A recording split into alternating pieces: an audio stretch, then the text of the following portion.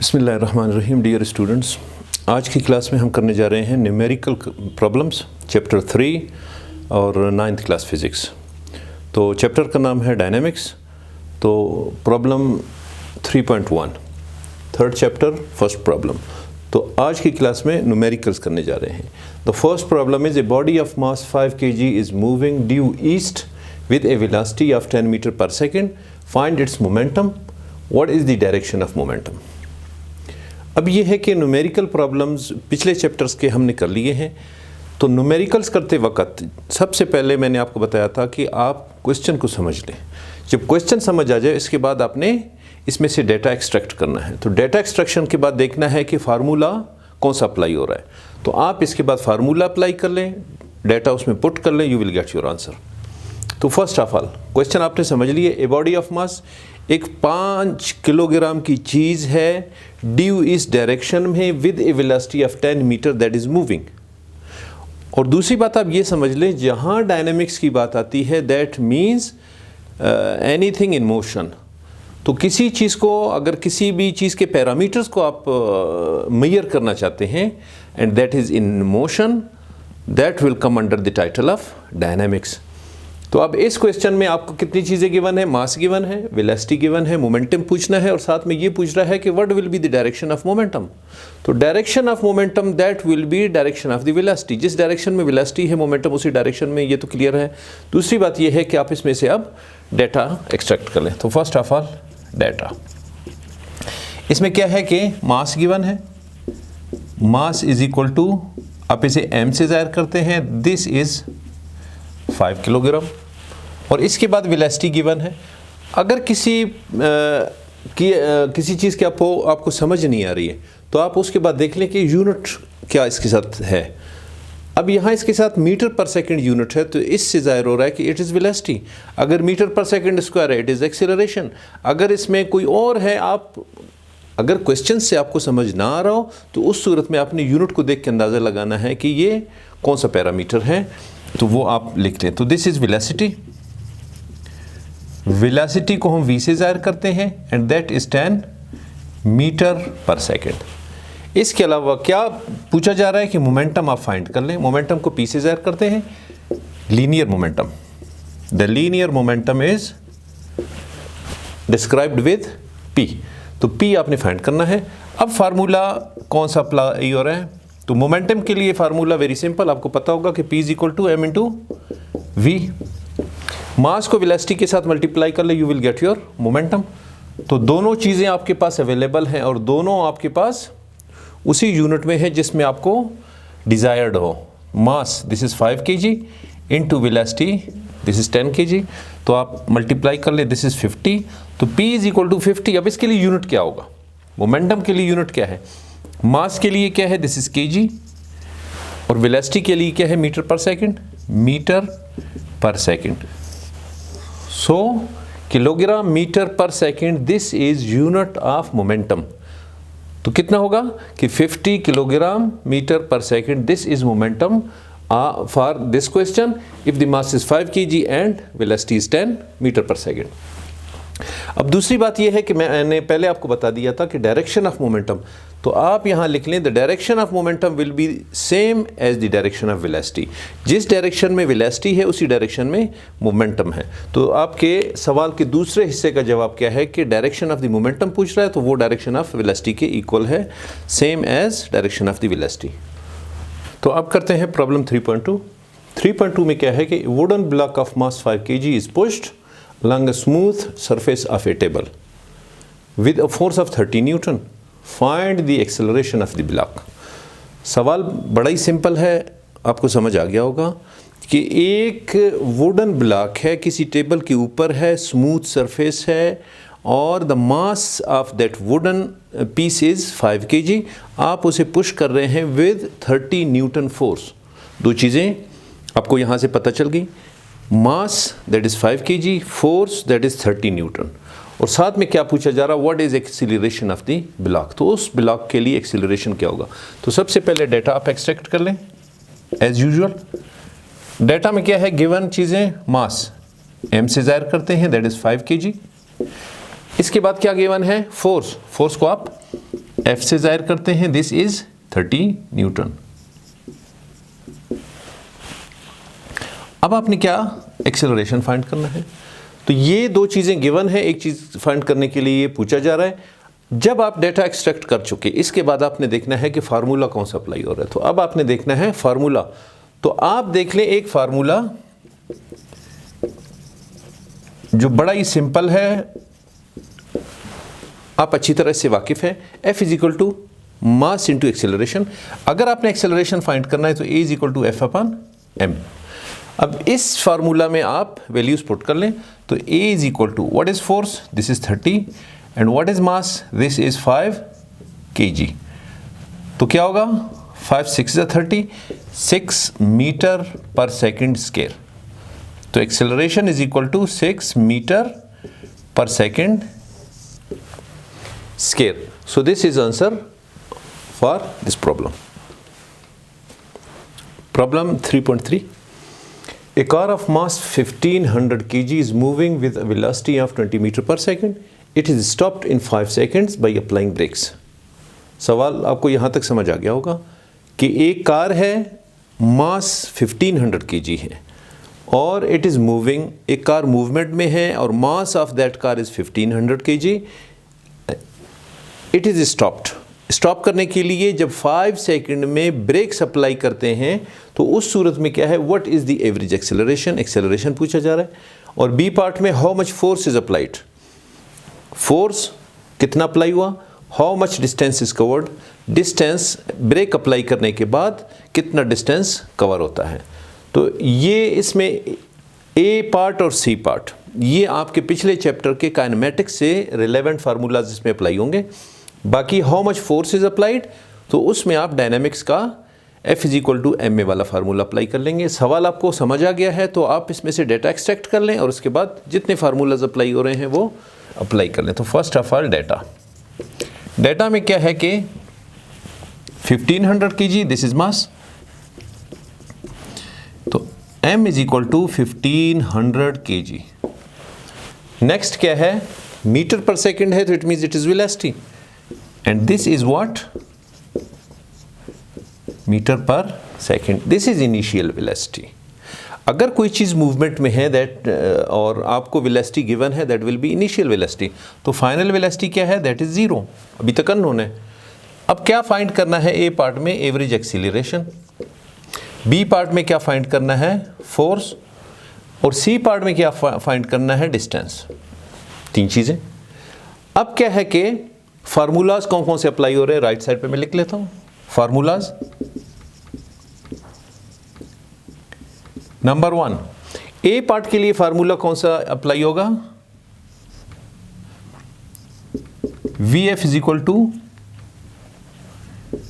We I plus A T. इसको further आप V F minus V I divided by T, this is equal to A. V I को left side पे shift कर ले, minus हो जाएगा, और ये ए टी राइट साइड पे बचता है। तो अगर आपने एक्सेलरेशन फाइंड करना है तो दूसरी तरफ ये जाके टाइम डिवाइड हो जाएगा। तो एक्सेलरेशन, एवरेज एक्सेलरेशन के लिए दिस इज फार्मूला नंबर 1। और इसके बाद क्या है, फोर्स अप्लाई आपने करना है।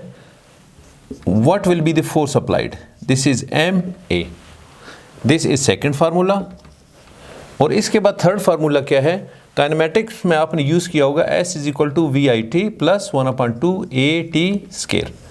सो this is your third formula. अब हम अप्लाई करते हैं। लेफ्ट साइड से मैं आपका डेटा इरेज कर रहा हूँ, यहाँ पे सॉल्यूशंस फाइंड करने जा रहे हैं। तो first of all A part के लिए एक्सेलरेशन फाइंड करना है using equation number 1, V F minus V I divided by T. Values put कर लें। V F final velocity unknown, initial velocity that was 20 metre पर second, what is time 5 second.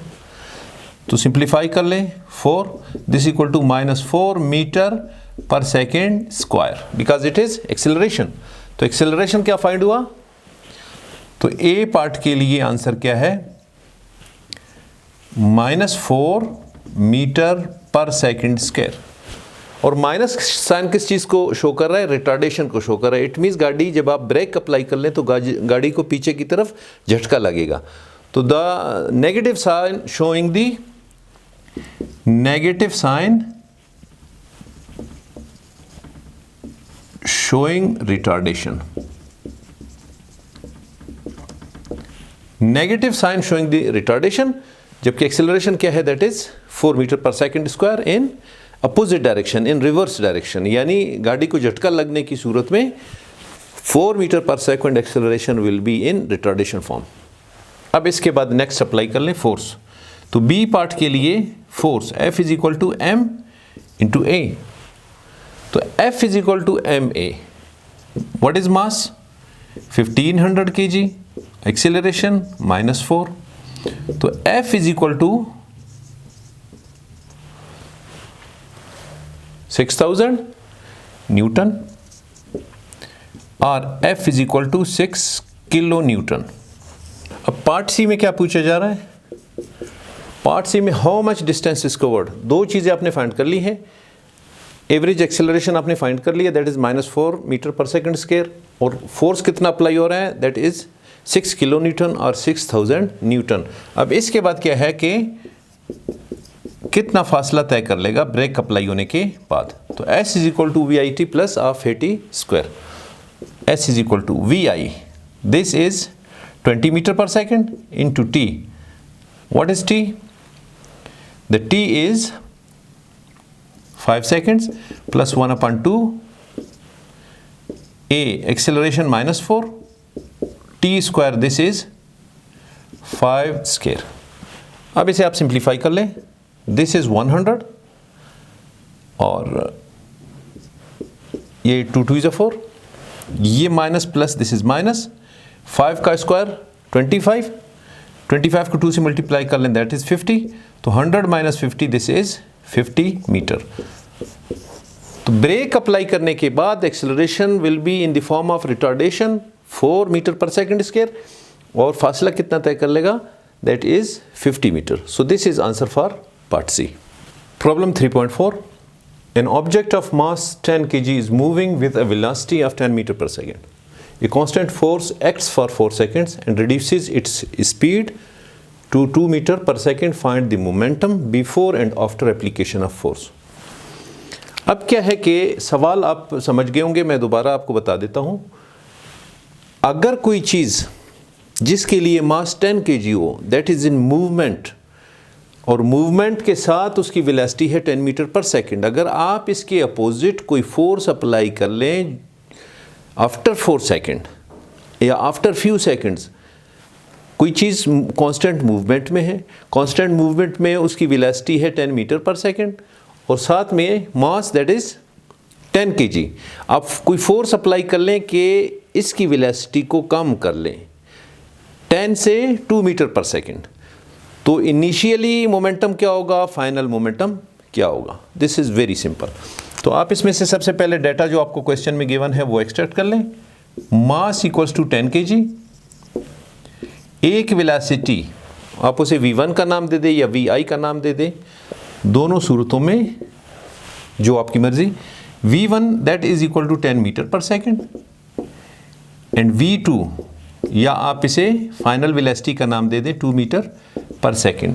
आपने velocity change कर ली force apply करने के बाद। अगर कोई चीज़ कांस्टेंट मूवमेंट में हो तो उस सूरत में फर्स्ट टाइम जब कांस्टेंट मूवमेंट में हो 10 मीटर पर सेकेंड तो मोमेंटम क्या होगा, सेकेंड टाइम जब आपने फोर्स अप्लाई करके स्पीड रिड्यूस किया तो उस सूरत में फिर मोमेंटम क्या होगा। मोमेंटम पूछा जा रहा है P1 और P2, दो चीज़ें रिक्वायर्ड हैं, यानी फोर्स अप्लाई करने से पहले मोमेंटम क्या है, फोर्स अप्लाई करने के बाद what will be the momentum. तो टाइम तो उसने 4 सेकेंड मेंशन किया है, मगर यहाँ टाइम आपको ज़रूरत नहीं पड़ेगी 5 सेकेंड्स और 4 सेकेंड्स। उसकी वजह क्या है कि ये सिर्फ 4 सेकेंड आपको ये बता रहा है कि कोई चीज़ कांस्टेंट स्पीड में है, आफ्टर 4 सेकेंड्स आपने उसकी स्पीड को रिड्यूस किया, यानी वेलोसिटी आपने रिड्यूस कर ली। तो फार्मूला इसमें क्या अप्लाई होगा, formula that is P is equal to mv, momentum, mass और वेलोसिटी आपको गिवन है। अब दो वेलोसिटीज़ हैं, और आपको momentum after applying the force and before the force, तो P1 is equal to mv1 होगा और P2 is equal to mv2 होगा। इट मीन्स दोनों वेलोसिटीज पुट करके आपने मोमेंटम को बिफोर एंड आफ्टर फाइंड करना है। तो यहाँ पे आप इसके लिए सोल्यूशन कर लेते हैं। P P1 is equal to mv1, this is equal to mass 10 kg into first velocity is 10, तो ये क्या होगा 100 किलोग्राम मीटर पर सेकेंड, दिस इज P1। अब इसी तरह आप P2 फाइंड कर लें। P2 is equal to mv2, तो इसमें वैल्यूज पुट कर लें 10 kg into v2, this is 2, तो क्या होगा 20 किलोग्राम मीटर पर second, this is your P2।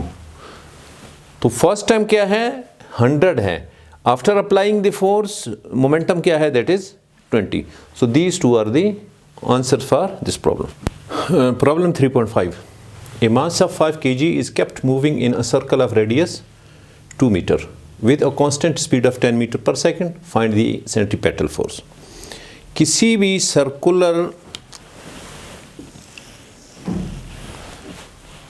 भी सर्कल के अंदर अगर आप किसी चीज़ को मूव करा रहे हैं that is in constant movement, और स्पीड उसके लिए क्या है 10 मीटर पर सेकंड। कोई भी चीज़ है किसी भी सर्कल के अंदर अगर वो मूवमेंट में है and the speed is 10 metre पर सेकंड, तो क्या पूछ रहा है what is centripetal force. Centripetal force है क्या, यानी वो फोर्स जिसने सर्कल के अंदर उस ऑब्जेक्ट को मूव करने के लिए बाउंड रखा हुआ है, दैट इज सेंट्रीपेटल फोर्स। तो सेंट्रीपेटल फोर्स आपने फाइंड करना है। This is a circle, the radius of this circle is given that is 2 metre. तो इस सर्कल में जो रेडियस है गिवन है दैट इज 2 मीटर। अब इस सर्कल में object that is in movement, it means कोई स्टील बॉल है 5 kg, इसके लिए मास क्या है 5 kg, और साथ में क्या है velocity that is equal to 10 metre पर सेकेंड। 10 मीटर पर second an object moving in a circle, और सर्कल के लिए रेडियस गिवन है दैट इज 2 मीटर। तो फोर्स जो अप्लाई हो रहा है जिसने बाउंड रखा हुआ है कि सर्कल के अंदर वो कांस्टेंट मूवमेंट में है, वो फोर्स आपने फाइंड करना है, और इस तरह के फोर्स को हम कहते हैं सेंट्रीपेटल फोर्स। तो सेंट्रीपेटल, अब इस सवाल को तो आपने समझ लिया, अब इसमें से डाटा निकाल लें और सेंट्रीपेटल फोर्स के लिए जो फार्मूला है आपको आता होगा वो अप्लाई करके हम सॉल्व कर लेते हैं। तो first of all data of the question, mass equals to 5 kg, radius this is equal to 2m, और वेलोसिटी 10 मीटर पर सेकेंड। फाइंड क्या करना है अपने FC, C सबस्क्रिप्ट क्या आपको शो कर रहा है सेंट्रीपेटल, और F से फोर्स, तो सेंट्रीपेटल फोर्स को हम F सबस्क्रिप्ट C के साथ जाहिर करते हैं। तो ये आपने फाइंड करना है। अब फार्मूला इसमें के लिए क्या है, formula for centripetal force FC is equal to mv square divided by r, this is formula for centripetal force. तो putting the values in this equation, इस इक्वेशन में आप वैल्यूज पुट कर लें। Mass that is 5 kg, v square it means velocity 10 है, 10 का square divided by r that is 2।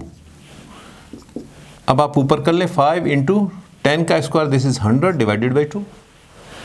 अब इसको आप सिंप्लीफाई कर लें 50, तो it means 250 FC is equal to 250 Newton.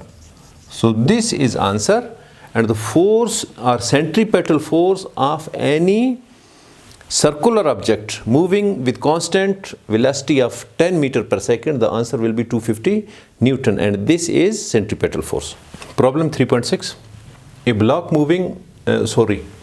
weighing 10 Newton is lying on a wooden table, the value of mu s. This is coefficient of static friction is 0.5, and that of mu k, this is coefficient of kinetic friction is 0.4 between the surface and the block and the table. How much force should be applied horizontally, so that first part A, the block may move, second the block may move with uniform velocity. सवाल आपको समझ आ गया होगा। अब सवाल में क्या पूछा जा रहा है, सबसे पहले कोई ऑब्जेक्ट है, उस ऑब्जेक्ट के लिए वेट 10 न्यूटन है, तो that is lying on a wooden table. तो वुडन टेबल पे हॉरिजेंटली अगर उसे मूव करने के लिए कोई भी चीज़ अगर आप टेबल पे रख लें और वेट है 10 न्यूटन, अगर आप उसे हॉरिजेंटली मूव करना चाहें तो क्या है कि वुडन सरफेस यानी टेबल सरफेस और उस ऑब्जेक्ट के दरमियान कोई फ्रिक्शन एग्जिस्ट करता है। What is that fraction? Static fraction. तो उस स्टैटिक फ्रैक्शन के लिए आपको कोएफिशिएंट गिवन है, दैट इज़ 0.5।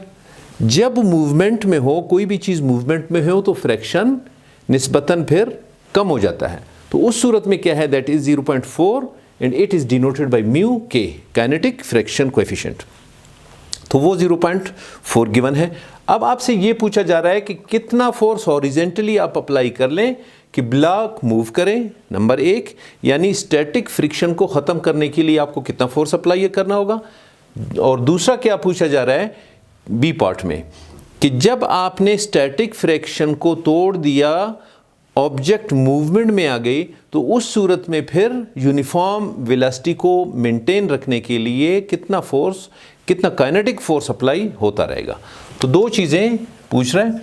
तो डेटा इस क्वेश्चन में क्या है, द डेटा वेट को W से ज़ाहिर करते हैं, दैट इज़ 10 न्यूटन, और mu S, this is coefficient of static friction. इसके लिए मैं लिख लेता हूं ताकि आपको याद रहे, coefficient of static friction, that is mu S and this is equal to 0.5।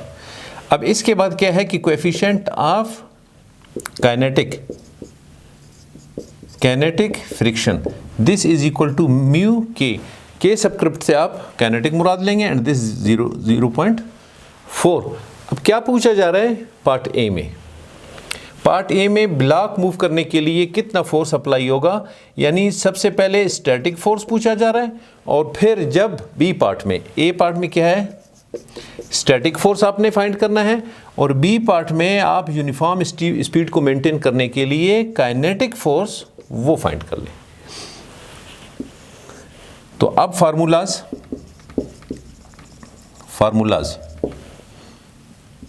F S, this is equal to mu S into W. आपने वेट को सिर्फ मल्टीप्लाई कर देना है कोएफिशिएंट के साथ, you will get the static force. और इसी तरह आप काइनेटिक के लिए आप काइनेटिक कोएफिशिएंट को यू के को वेट के साथ मल्टीप्लाई कर लें, you will get the dynamic force. तो फर्स्ट ऑफ ऑल हम ए पार्ट के लिए, दिस इज ए पार्ट, ये फार्मूला अप्लाई करते हैं, इसमें पुट कर लेते हैं values. Mu S, this is 0.5 and what is weight 10, तो इट मीन्स 50 न्यूटन। अब एक चीज ज़हन में रख लें, ये दोनों कोएफिशिएंट्स यूनिट लेस हैं, इसीलिए इनके साथ कोई यूनिट नहीं लिखा हुआ। तो अब वेट भी न्यूटन में है, फोर्स भी न्यूटन में है, तो स्टैटिक फोर्स 50 न्यूटन। अब इसके बाद डायनेमिक और काइनेटिक फोर्स क्या होगा, यू के इंटू डब्ल्यू। म्यू के की जगह आप क्या लिखेंगे, 0.4 इंटू 10, सॉरी ये 5 न्यूटन बनता है, 10 को 50.5 से मल्टीप्लाई कर लें, दिस इज 5 न्यूटन, और यहाँ 10 को आप 4 से मल्टीप्लाई कर लें तो ये क्या होगा, 4.0 न्यूटन, 4.0 न्यूटन। तो kinetic force this is 4 newton और static force that is 5 newton. अब इन दो से आप अंदाज़ा लगा रहे होंगे कि जब कोई भी चीज़ स्टैटिक पोजीशन में हो, आप उसे अगर मूवमेंट में लाएं तो आपको निस्बतन फोर्स ज़्यादा लगानी पड़ेगी। जब एक दफ़ा मूवमेंट में आ जाए तो फिर आपको फोर्स कम लगानी पड़ेगी। यहाँ इससे खुद ज़ाहिर हो रहा है कि यहाँ 5 न्यूटन है और ये 4 न्यूटन है। So these are your answers for part A and part B. Problem 3.7, smooth block is placed on smooth wooden table.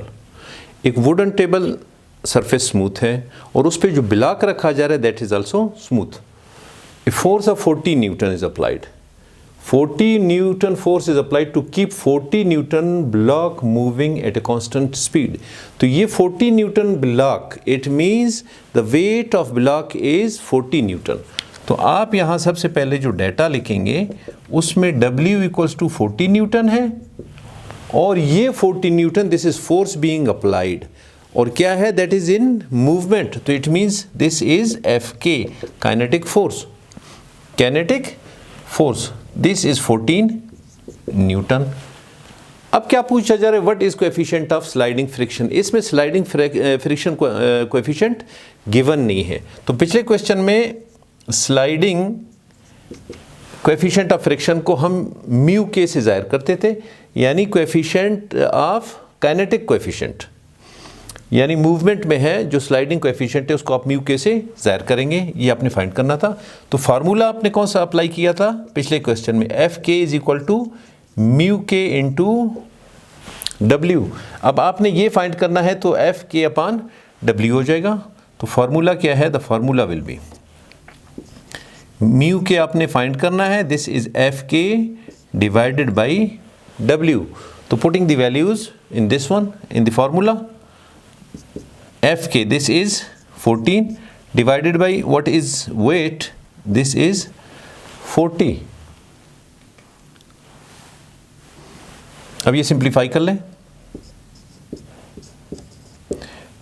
तो म्यू के इक्वल्स टू 7/20, तो 7/20 दिस इज इक्वल टू 0.35 और ये यूनिट लेस होगा।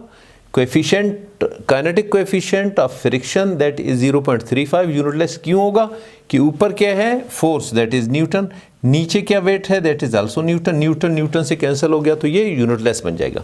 तो इट मीन्स ये आपने find कर लिया, दिस इज 0.35। अब बी पार्ट में this is answer for a part. अब बी पार्ट में आपसे क्या पूछा जा रहा है, If a 20 Newton weight is placed on 40 Newton block, जो ब्लॉक मूवमेंट में है आप उसके ऊपर 20 न्यूटन का और वेट रख लें, तो उस सूरत में क्या है कि इसके लिए वेट क्या बन गया 40 + 20। ब्लॉक का अपना वेट पहले से 40 है, 20 न्यूटन का आपने उस पर वेट और रख लिया तो क्या बन गया, दिस इज 60 न्यूटन।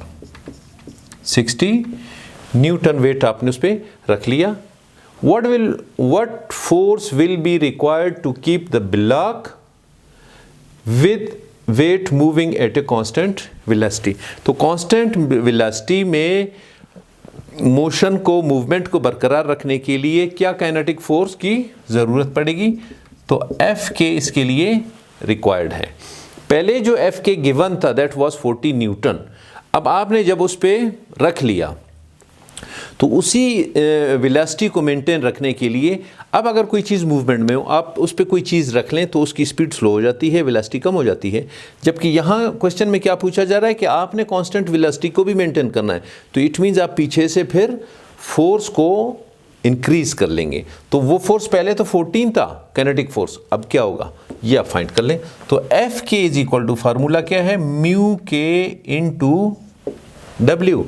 तो म्यू के अभी आपने ए पार्ट में फाइंड कर लिया दैट इज 0.35 और डब्ल्यू क्या है दैट इज 60। तो एफ के इक्वल्स टू 60 को आप 30.35 से मल्टीप्लाई कर लें, 0.35 विद 60 तो ये 0.3 ये होगा 21। तो एफ के विल बी 21 न्यूटन। तो पहले क्या था 14 न्यूटन फोर्स अप्लाई हो रहा था और 40 Newton that was the weight of that object which was in movement on a smooth table. इसके बाद आपने क्या किया कि उसके ऊपर आप 20 न्यूटन का और वेट रख लिया, तो आपने उसके वेट को बढ़ा लिया और साथ में कांस्टेंट अगर आपने वेलोसिटी मेंटेन करना है तो फोर्स कितना इंक्रीज होगा, तो फोर्स क्या होगा 14 न्यूटन से 21 न्यूटन हो जाएगा। तो दो चीज़ें पूछी जा रही थी, एक ए पार्ट में म्यू के कोएफिशिएंट यानी काइनेटिक कोएफिशिएंट और इसमें क्या है this is force kinetic force. So these are the answers for Problem 3.7. Problem 3.8. Find the force required to keep a car of mass 2000 kg in an arc. It means circular position of radius, this is radius, of radius 5 meter. It is turning round a corner at 10 meter per second. एक car है, उसके लिए मास 2000 kg, that is movement in circular motion, और circular motion में क्या है, velocity 10 metre पर second है। तो आपसे फोर्स पूछा जा रहा है कि उसको मेंटेन रखने के लिए सर्कुलर पोजीशन में what will be the force. तो इस तरह के फोर्स को जब सर्कुलर मोशन में मूवमेंट में हो, दैट इज सेंट्रीपेटल फोर्स। तो डेटा आप सबसे पहले इसमें से निकाल लें। Data given in this one, mass equals to 2000 kg, radius this is 5 metre, velocity is 10 metre पर सेकेंड। तो आपसे फोर्स पूछा जा रहा है and such type of force is centripetal force. तो फार्मूला सेंट्रीपेटल के लिए क्या है वो आप जानते हैं, Fc this is equal to mv square divided by r। Now putting the values in this formula, इस फार्मूला में वैल्यूज पुट कर लें। तो Fc this is equal to 2000 kg into v square, it means 10 का square divided by r, that is 5 metre. तो अब आप इसे सिंप्लीफाई कर लें, 2000 इंटू 10 का square, this is 100 divided by 5। अब सिंप्लीफाई कर लें तो अब ये क्या होगा, Fc equals to 4 into 10 raise to the power 4 newton, 4 into 10 raise to the power 4 newton. आप इसे इस तरह भी लिख सकते हैं, आप इसे इस तरह भी लिख सकते हैं, 14 10 रेज़ टू द पावर 3 को आप किलो लिख सकते हैं, तो 40 किलो न्यूटन।